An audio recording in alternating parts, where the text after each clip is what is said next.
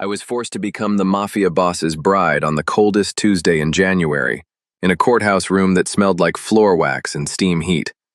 No music, no flowers, just a clerk with a head cold, two men in gray coats by the door, and Roman Vasiliev beside me in a black suit, studying the license the way other men study a diagnosis. When the clerk said he could kiss his bride, Roman did not move 1 inch toward me. He signed, handed me the pen, and said the only sentence he offered me all day.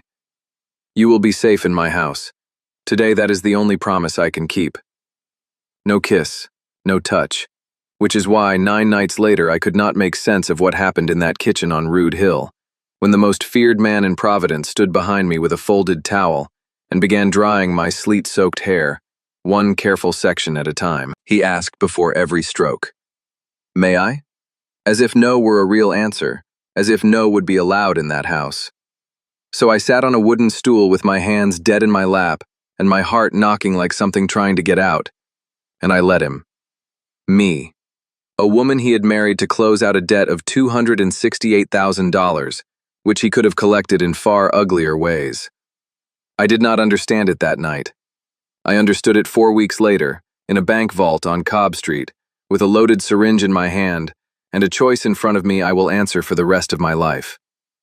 But to explain how a man like that ended up combing a stranger's wet hair, I have to take you back 2 weeks, to the night the man in the camel coat came looking for me. My name is Nora Byrne. I was 31, and I worked overnights as an aide at St. Brendan's Hospice. My job mostly was hands. I washed people. I turned people. I sat with them at 3 in the morning when the fear came and their families were home asleep. And once a week, with a plastic basin and a wide-tooth comb, I washed and combed the hair of people who could no longer lift their own arms. I was good at it.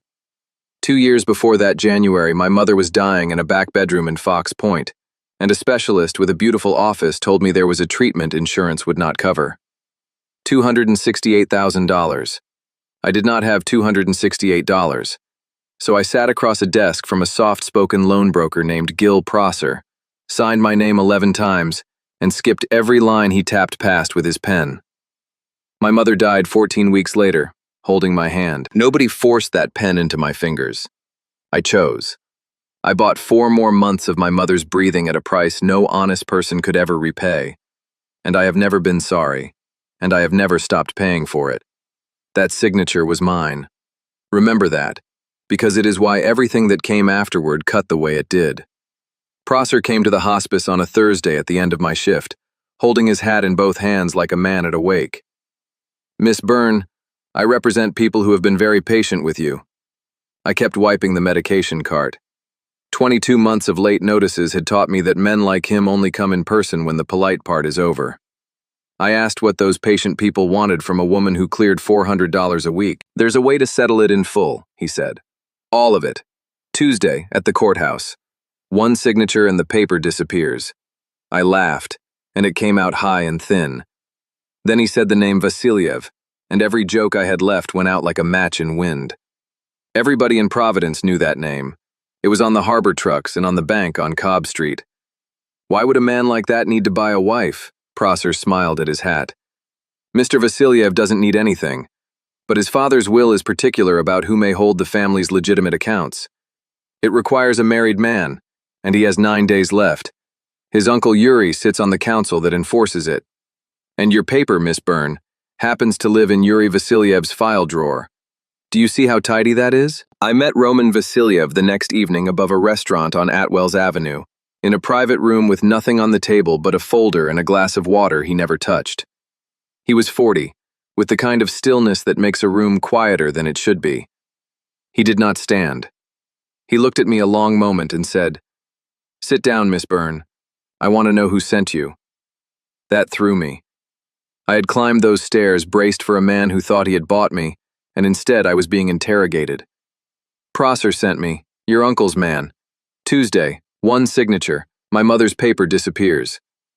Roman's jaw moved. "My uncle picked you and had you delivered to me with 9 days on the clock.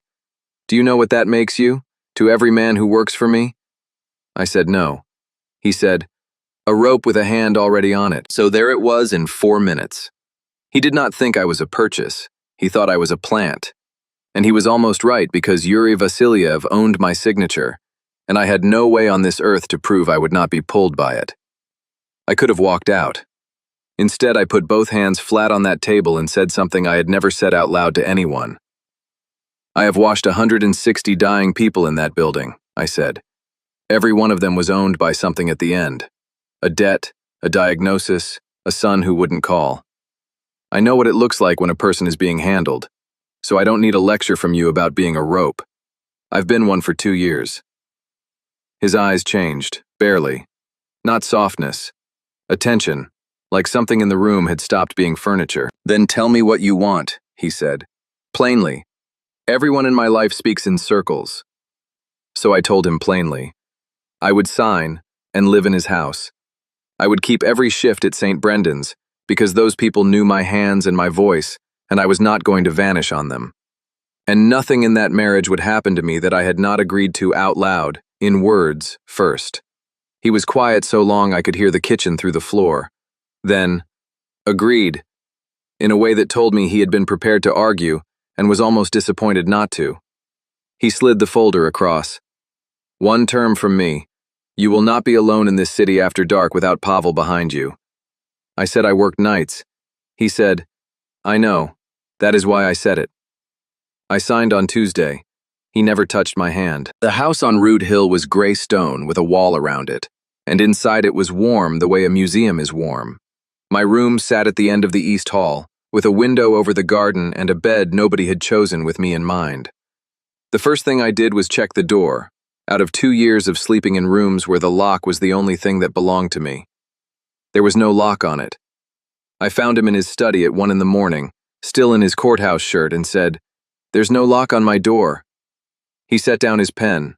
He did not explain, did not smile, did not tell me I had nothing to fear. He picked up the phone. At 2:15, a locksmith with snow on his shoulders put a deadbolt on a bedroom door in a house full of armed men, and Roman handed me the only key and walked away without a word about it. I turned that key every night for 9 nights, and every one of those nights I lay awake asking the same question. What kind of man hands over the only key? He had bought himself a door he could not open, in his own house, for the woman his uncle had sent to hang him with. It was not gentleness. It was something colder, a decision, and I could not name it yet. For those 9 days he was barely there. Breakfast at 5, gone before light, back near midnight. I met the household instead. Helena, who had cooked in that kitchen 26 years. Pavel, who drove me to St. Brendan's at 10 and was waiting at 6 with the heater running, and never once asked me a question about my life. And on the 3rd night, without meaning to, I saw the tin. I had come down for hot water. Roman stood at the counter with his sleeves rolled and a small flat tin sat open by his elbow. 4 pills in it, pale green. A doctor named Emmett Shaw came to that house every evening at 7, and I had assumed it was somebody's blood pressure. Your heart? I asked. Roman closed the tin.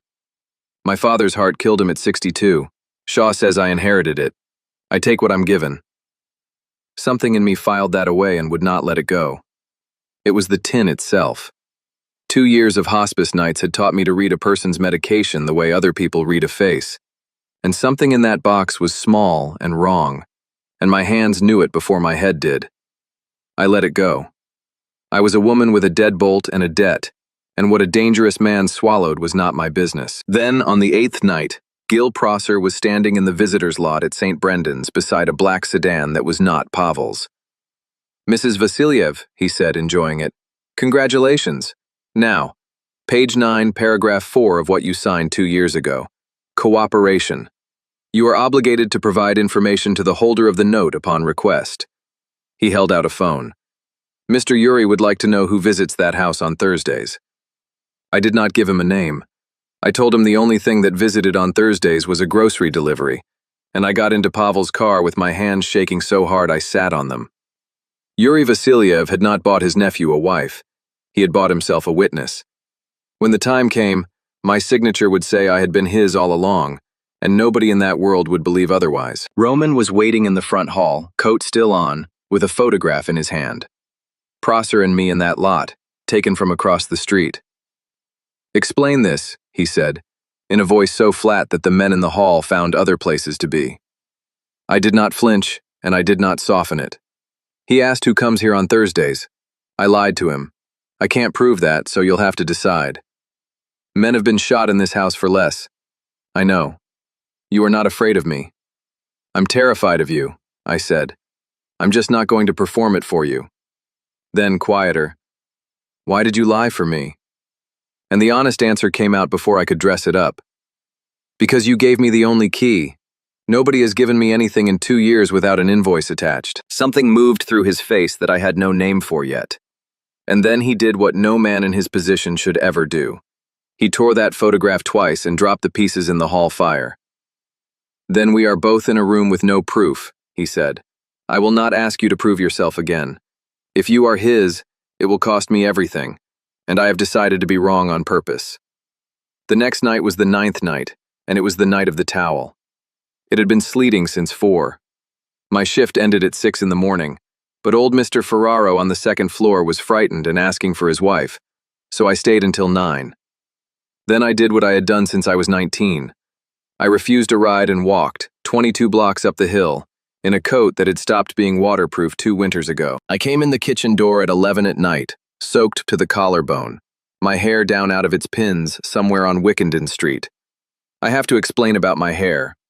The week my mother died, in the 2nd hour of a night I do not talk about, I took the kitchen shears to it, and it left a place above my right ear where nothing has grown in properly since. Nobody living had seen that patch.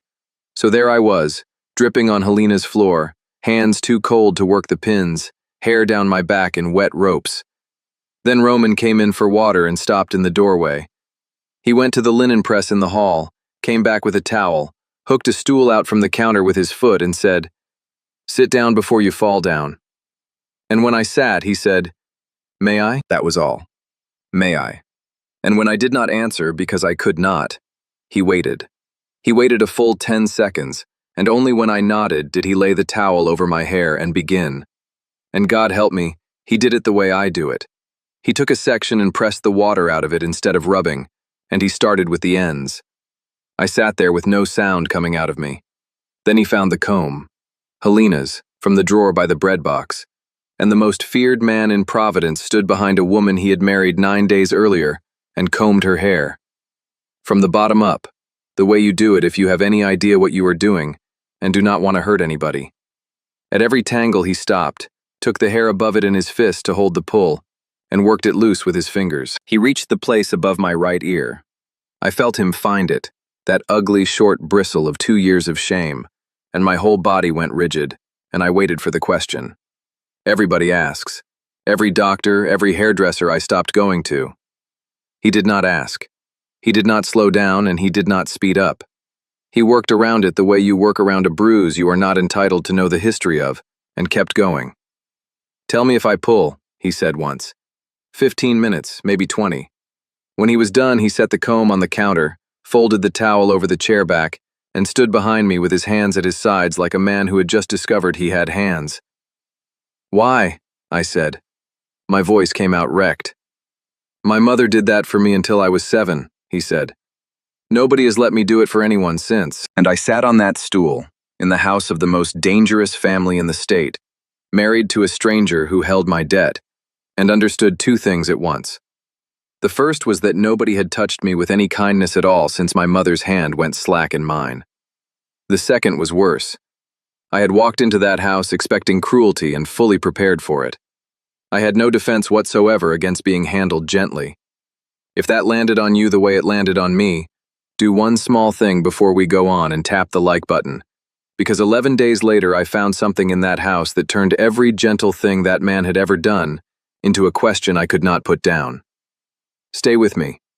You are not going to see the end of this coming. After that night, the house changed temperature.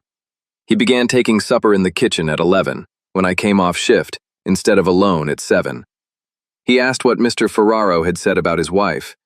He asked once what the shears had been for, and when I said I was not ready, he said, "All right," and never raised it again. And that "all right" did more for me than a year of sympathy would have. And he kept asking. That was what undid me by inches. "May I take your coat? May I look at your hands? They're cracked from the disinfectant." He never put a hand on me without the question in front of it, in a house where nobody asked him permission for anything. And I began to understand that the asking was not manners. It was the only way that man knew how to make a promise without saying a word. I learned him the way you learn a patient.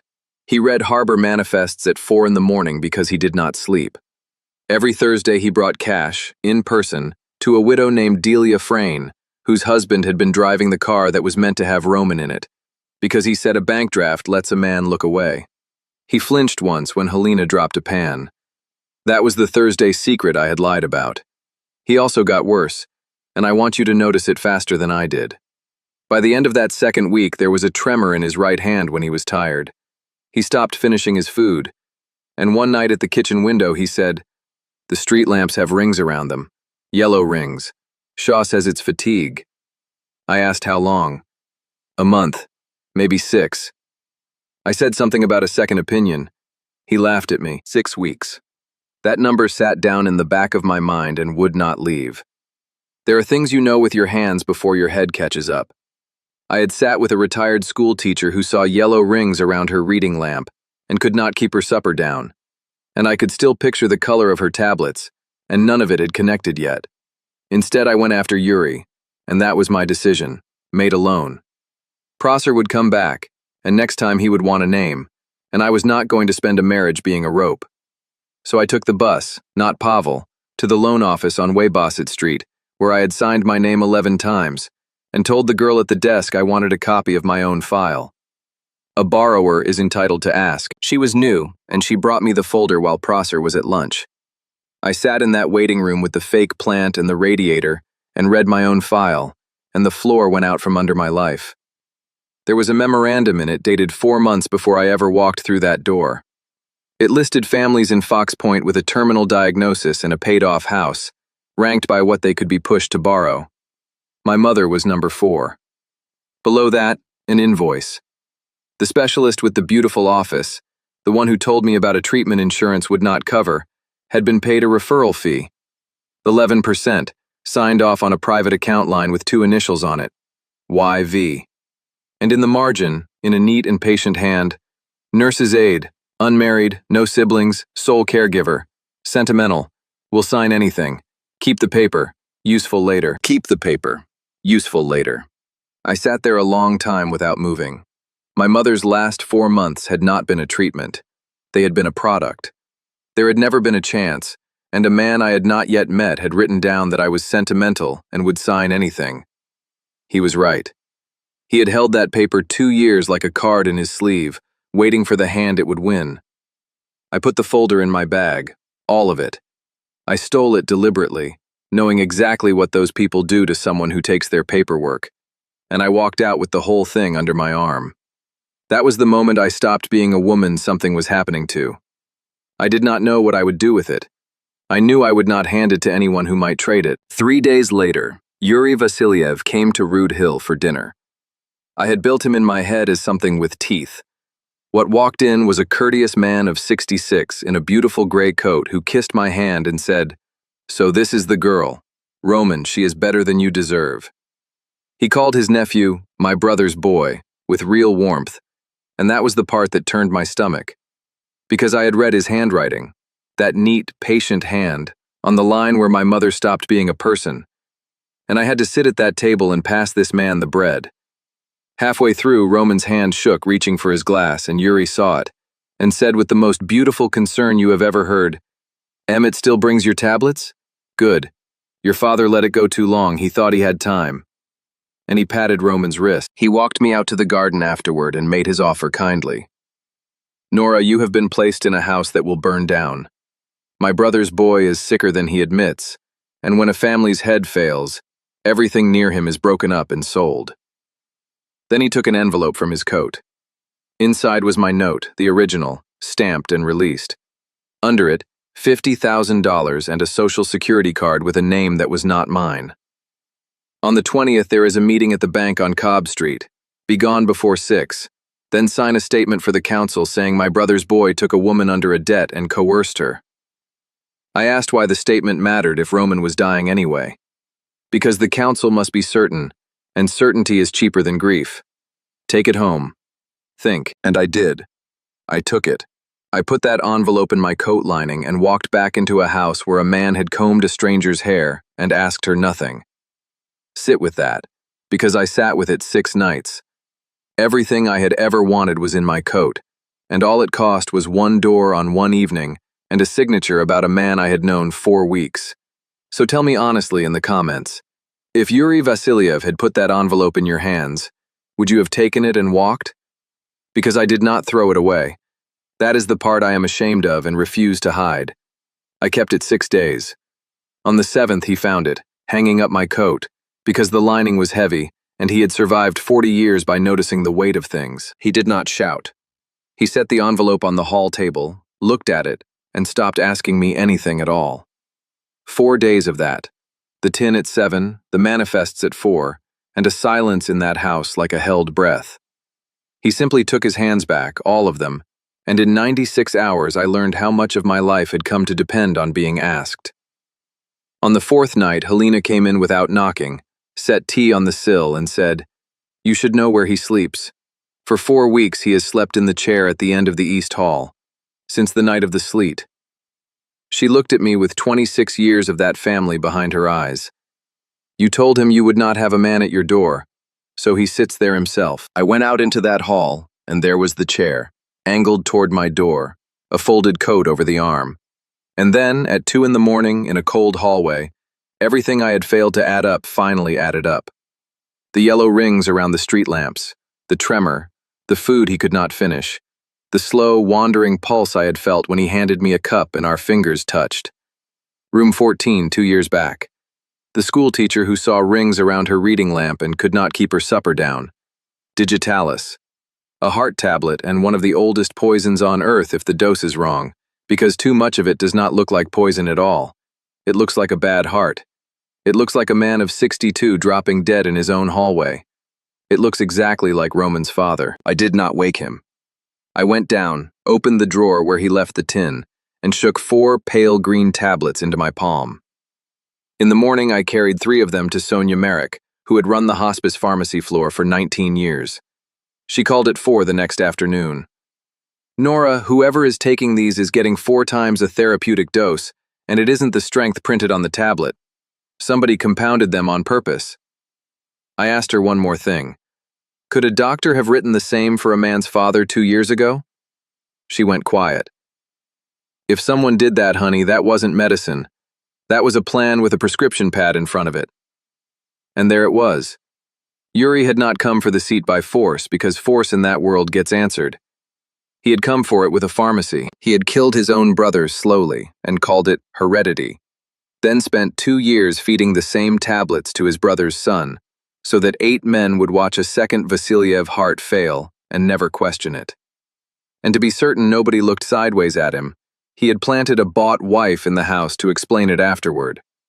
Me. I was not the prize in that marriage. I was the alibi. And the man I needed to tell had stopped speaking to me over an envelope in my coat. I made 2 decisions that night, alone. The first was that I would not run to him with a story he had every reason to disbelieve, because evidence in that world is only worth the mouth it comes out of, and mine was compromised. The second decision is the one that saved his life. I did it in the dark, in Helena's kitchen. I switched them, all 4, for white tablets I had shaved down and dusted with dry poster paint from the craft cupboard on the hospice activity floor, until the color was close enough for a tired man at 7 in bad light. If I was wrong, a man with a bad heart went 3 days without his medicine, and I would have to live with it. On the 19th, I got my answer. He came down and ate his whole breakfast, and at the window he stopped, looked out at the street lamp on the corner, and said, half to himself, "The rings are gone." Then he turned and looked at me for the first time in 5 days, and I watched a very intelligent man begin arithmetic he did not want to do. "Nora, what have you done?" So I told him, standing there with Helena's comb in the drawer between us, the way you give a report at the end of a shift. The memorandum, my mother at number 4, the referral fee, the margin note in his uncle's hand, the tablets, the dose, Sonia, the aspirin, the poster paint. And then the part I could have left out and did not. The envelope was real. He offered, and I kept it 6 days. He sat down. That quiet man sat on the same kitchen stool and put his face in his hands, which from him was the same as another man screaming. "My father," he said. In the hall, I held his head off the tile and thought, this is what my family gives us instead of old age. Then, why switch them before telling me? Because you had stopped believing me, and I was not going to let that kill you. He stood up and did the thing that broke the last of me. He took the envelope off the hall table and put it back in my hands. "Keep it. The note is genuine, it is yours, and it is the only thing anyone in my family has ever handed you that you actually earned." And then, "Tomorrow at 6 he means to kill me in a room full of witnesses. Tell me what he will use. You have read his handwriting." That is how the marriage changed. He did not tell me to stay home and be safe. He asked me what I thought. We sat at that table until 3 and worked out that Yuri had run out of slow, because on the 20th the council would confirm the accounts in Roman's name. "Then it happens in the room," Roman said. "He needs 8 men to watch my father die twice." I asked who would be closest to him with a needle and the right to use it. We looked at each other. Emmett Shaw. Roman put both hands flat on that table, and for 1 second the man that whole city feared only looked tired. He set my arm when I was 9. Then he asked me, out loud, whether I was willing to stand in that room. I said yes before he finished. The council met at 6 on the 20th, in the old safe deposit room under the bank on Cobb Street, because that room has 1 door and no windows. 8 men at a long table. Yuri at one end in his beautiful gray coat, Roman at the other, Emmett Shaw beside him with his bag on the floor, and me against the wall behind my husband, in a wool coat with a folder in the lining and my hair pinned low. Yuri looked up when I walked in, and 1 small muscle moved under his eye. That was the only mistake he made all evening. He had expected an empty chair and a woman on a train. It went his way for 11 minutes. Papers, signatures, his brother's will read aloud. Roman signed. Then Roman put his hand flat on the table and said he wanted the room to hear something about his father. "Of course," Yuri said. "But first, Emmett, look at him. He's gray as a dish rag." Shaw was already up with his bag, saying, "Your pressure, let me get ahead of it." And I saw the syringe come up hidden along his forearm. I had one thing on me and it was not a gun. I pulled the long steel pin out of my hair and drove all 4 inches of it through the back of Emmett Shaw's hand as the needle came down toward my husband's shoulder. He screamed. The syringe skidded across that table still more than half full. Every man in the room came up out of his chair at once, and my hair came down my back in front of the 8 most dangerous men in Rhode Island. One of Yuri's men had me by the arm and off my feet, and Roman went down hard on one knee anyway, because Shaw had gotten the first half of that dose into him at 7 o'clock, before we ever got in the car. His pulse under my fingers was slow and wandering and wrong. I was on the floor with him shouting at Pavel to call an ambulance and to say the word digitalis, because there is an antidote for it and every emergency room in that city keeps it. Pavel did not look at Yuri. He looked at me, and then he made the call. And Yuri rose, in the voice of a grieving uncle. "The woman was bought.